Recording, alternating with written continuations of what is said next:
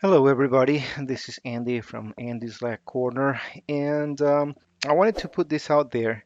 I've been recording this, having some issues with the audio, and I hope that this one works. But I wanted to give you this update for Guild Wars 2 because ArenaNet just put out yesterday a pretty interesting announcement. As you can see here, I'm on their website, and there's just both a game and a studio update.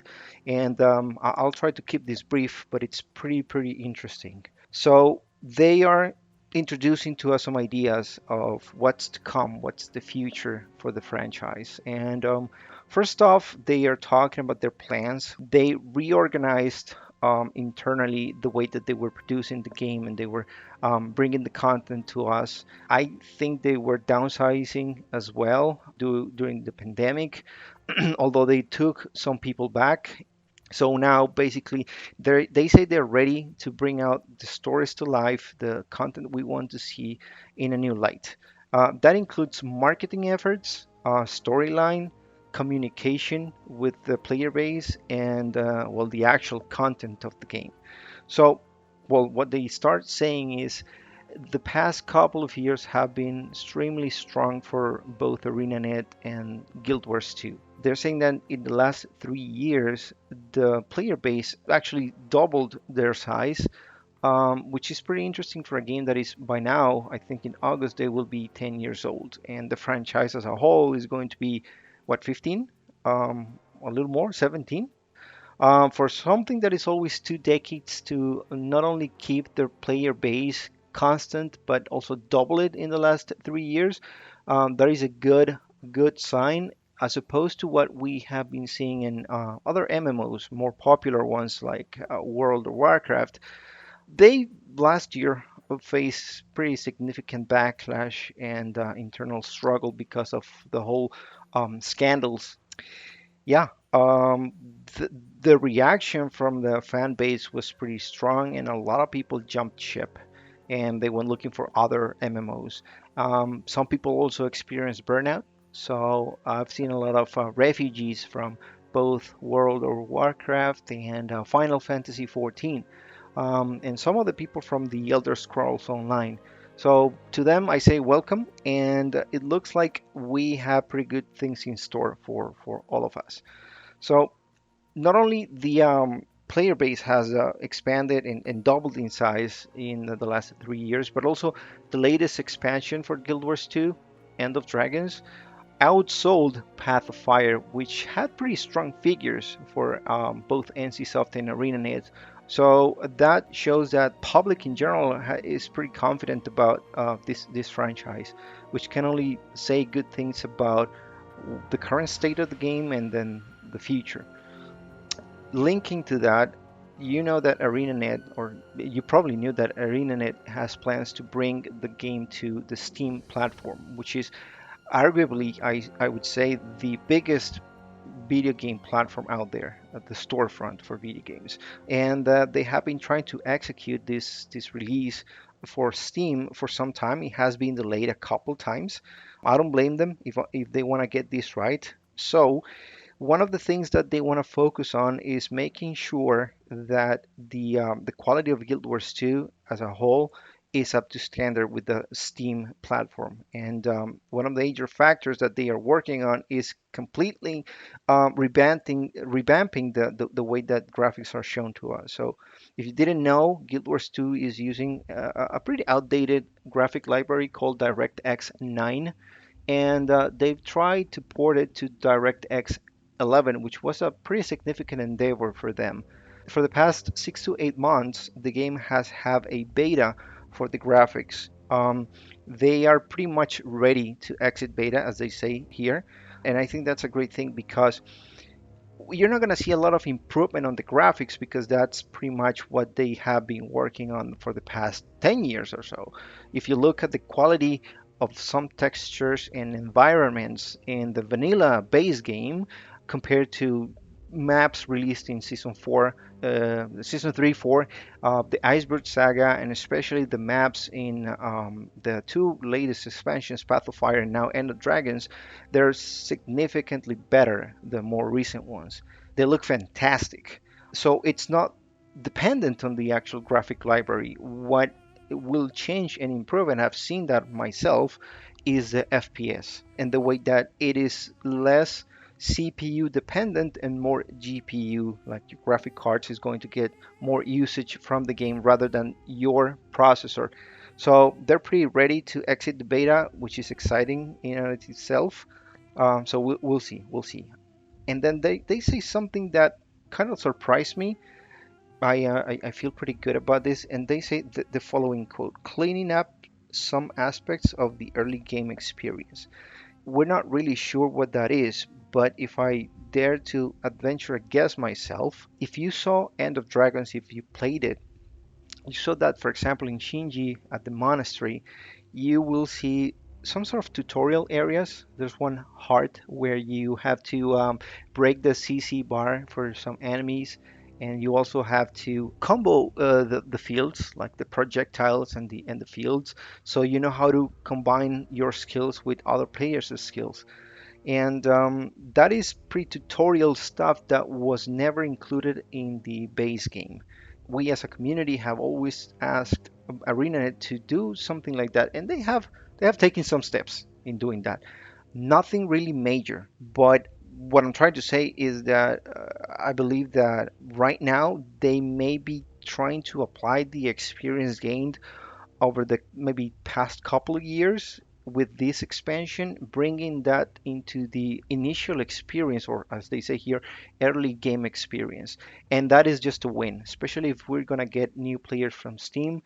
We have to acknowledge that the learning curve for Guild Wars 2 was never easy. It was steep. You were pretty much thrown around mechanics that you didn't know how to react to. And if they try to smooth this out for newcomers, new people, and also for veterans that may not exactly know how all these things work, excellent. I think that's the right approach, and I commend ArenaNet for doing so. They're saying here they don't have a date for Steam yet, but I'm excited to welcome all the newcomers. Moving on, we have exciting news on on the content front. Yeah, as you read it here, Living World Season 1 is returning. I honestly did not see this one coming. I had no faith that this would happen. And for those out of the loop, when the base game came out and a few months after, we had no content, no end content. At some point, the studio came out and said, "Okay, look, guys, this is what we're going to do.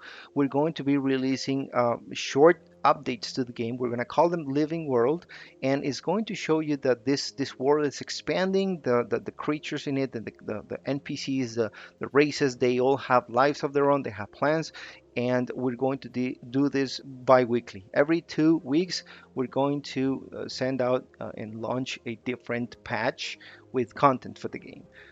That's not sustainable. It's just too much work.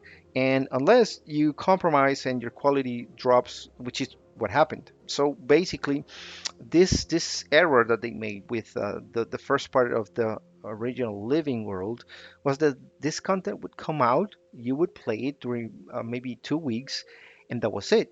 That was one shot, and it's lost to the world because if you weren't there to participate, then the events during those 2 weeks would never come back, which is, from a game design standpoint, pretty strange that they would do this. Making a huge effort, producing assets both in art, sound, and music, and using all these resources from your studio, never to be seen again.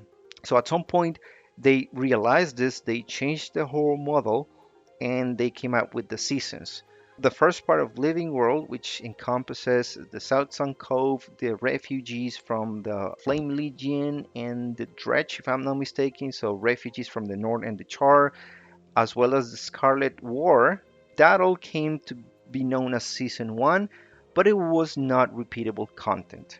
So Season 2 and onwards, along with the expansions, you can repeat everything. You can go back to those episodes and play them again for more loot, for re-experiencing the story, and also some achievements. Not so much with Season 1. And for years, we were told it's not possible to retrieve that. It is content that has been lost. Well, Turns out that ArenaNet have been hard at work at trying to recreate this, which is honestly, if that was the case, if they recreated everything, my hat tips off to you. So throughout the years, they have put some of the content from season one back in the game using, for example, fractals. And more recently, they created a strike mission for the marionette that attacked Lion's Arch, and that went well. That worked. So I guess they made the effort, went back, recovered everything, and Living World Season 1 is going to return, and sooner than we thought. Basically, according to this, Season 1, the first episode, Flame and Frost, will release April 19, which is just about 3 weeks from now. I'm warmly and gladly surprised by this, and it will go through the entire season, concluding with the battle for Lion's Arch. So that is great. Okay, so now some other stuff on different on a different front of the game, which is the world versus world and some PvP. So if you recall, this part is not so interesting to me, as I don't play this content that much. But world versus world is definitely something that is part of the game, and a lot of people enjoy it. They have been working for the past, I would say, 2 years in sort of like remaking the way that the division between the servers is matched during one of these skirmishes. They're doing that, and they're doing something called the alliances. So they wanted to roll this out in different phases. They're still on phase one because the algorithm to actually matchmake between different servers is been buggy for a while, and they haven't been able to move out of phase one. They're still doing that. It's still on the table. I'm hoping that they can do this for the content, for the people that enjoy this type of content. They're also reworking the rewards. So recently they increased the speed at which the skirmish reward track is completed so that you can get rewards much faster, but they want to do more, which is in my book pretty a-okay. What else? Yes, they have profession updates and balances for the skills. What they want to say now is that they're looking at some development on how to balance more frequently these professions by making changes on the different game modes. So you would balance for PvP, you would balance for world versus world, you balance for PvE, which, let's be honest, is just going to be either fractals or raids, because that's the actual challenging content that Guild Wars 2 have to offer, not their regular PvE, but we'll see. So the closest update to that is going to be March 29, which as of time of this recording is just 6 days away. And that's going to be PvP and world versus world balances. So that would be good. And then the profession update will come June 28th, right in the middle of summer. Then for End of Dragons, they want to continue refining the aspects that we already got with the expansion. So they're going to be bug fixing. They were going to look at the metas, how to make them like sort of rebalancing. They already did with the stuff about getting your turtle, your siege mount, and also I think that they want to smooth out the way that the early experience of the expansion came out. So they will be doing that, working on the strike mission challenge modes. The other important point about this is that, as you know, the third generation legendary weapons came out with the expansion, and they were all modeled after the Dragon Orin. They want to do some variants by tuning them to Zaitan this time, and they're going to come out on May 24. And they say that there's more to come in June. Another dragon, perhaps? Only time will tell, but we only know that there's going to be a second variant, and I myself don't know how many variants will be. Yeah, we're gonna get at least three different sets: the original, the Saitan variant, and another one.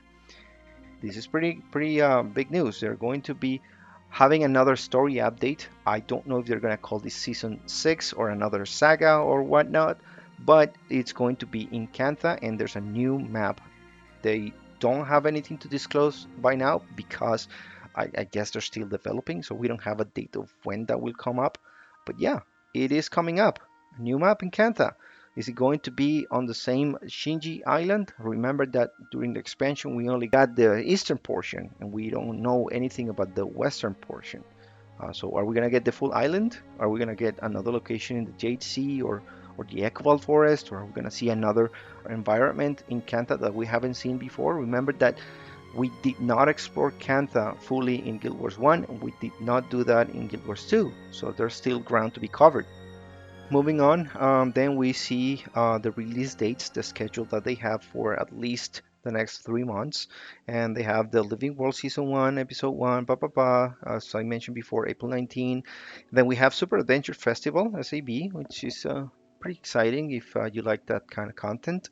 More polished builds for End of Dragons just 6 days from now. So yeah, you can read them. I'll leave the link in the description.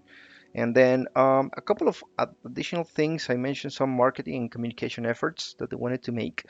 I think that's pretty significant and it's a welcome addition because there were some points in the past. I remember between Heart of Thorns and the first episode of season 3, that was about 8 months of no communication whatsoever. There was just radio silence from ArenaNet. And the community was just, I guess a lot of people jumped ship and they went to other games because we thought that game, right? But they have improved that in the past. In the past, I would say 1.5 years, and I want them to keep doing that, which is why they're coming up with this state of the game blog post. And I gotta take this with a grain of salt because they have made these promises in the past. Now, this is where the juicy bits of news come because they are absolutely announcing that they are going to have a fourth expansion. This is 100% a confirmation that Guild Wars 2 is going to have a fourth expansion. It's yet unnamed. We don't know what it's going to be about. We don't know what date. We know nothing other than the fact that it's going to happen. So, just given the past development cycle for Path of Fire and for End of Dragons, that took about 2 years each to be made, I think. 2 years. That means that in between now, because they're already working on it, and the launch of such expansion, there's going to be content updates. We're going to see living world stuff. We're going to see world versus world stuff. We're going to see fractals. We're going to see raids. Is it going to be season 6? Is it going to be a saga? Is it going to be a different thing? We don't know. We can only speculate. This last part, just confirming that they are going to do this, is pretty exciting and just fills me with the hope that we're going to have Guild Wars 2 for a while. And this is good. And with this positive note, I'll leave you all. Thank you for being with me. See you soon.